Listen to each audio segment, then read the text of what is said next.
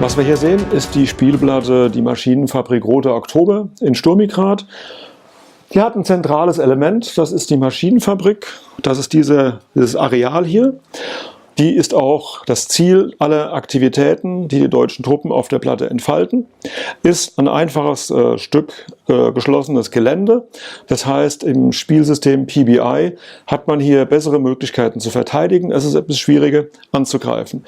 Im Vorfeld der Maschinenfabrik Roter Oktober sind zwei kleinere Gebäudekomplexe, beide schon ein bisschen mitgenommen, das Generatorenhaus und das frühere Heizhaus und ein freier Platz, über den man sich bewegen kann.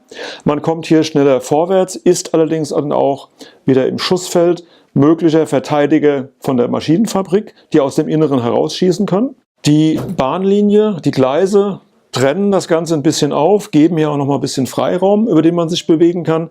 Unterhalb der Maschinenfabrik gibt es noch weitere Industriegebäude, die es ermöglichen, sich in Deckung an die Maschinenfabrik ranzubewegen, indem man sich von Gebäude zu Gebäude weiter nach vorne kämpft und dann praktisch erst dieses Industrieareal davor besetzt, um dann auf die Maschinenfabrik zum Angriff zu starten.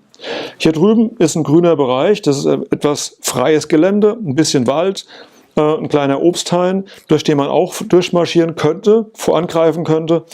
Es ist so, dass hier natürlich auch Verteidiger auflauern können, die man hier auch schon sieht, und die den Vormarsch bremsen können. Es ist offenes Gelände, man kommt hier anschließend auf eine Straße. Wo geht die Straße hin?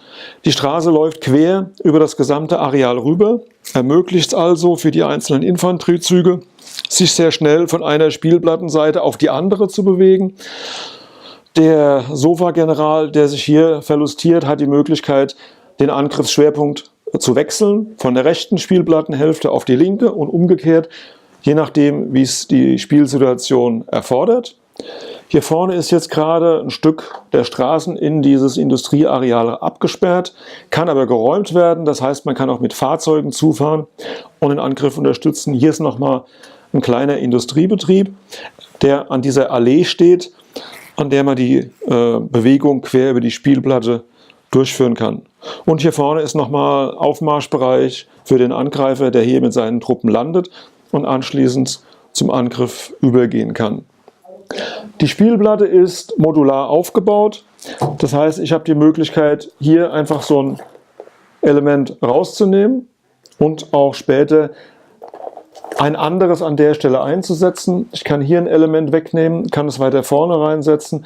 Auf die Art und Weise kann auch die Straße umgelegt werden. Ich kann das Element drehen, dann läuft die Straße hier rechts weiter, muss dann natürlich hier durch ein Straßenmodul fortgesetzt werden. Auf die Art und Weise lässt sich die gesamte Spielplatte immer wieder neu zusammensetzen.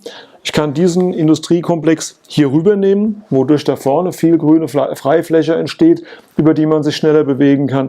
Man kann also bei jedem Spiel völlig neu entscheiden, wie man es gestalten will, und es ergibt sich immer wieder aufs Neue eine andere Spielsituation.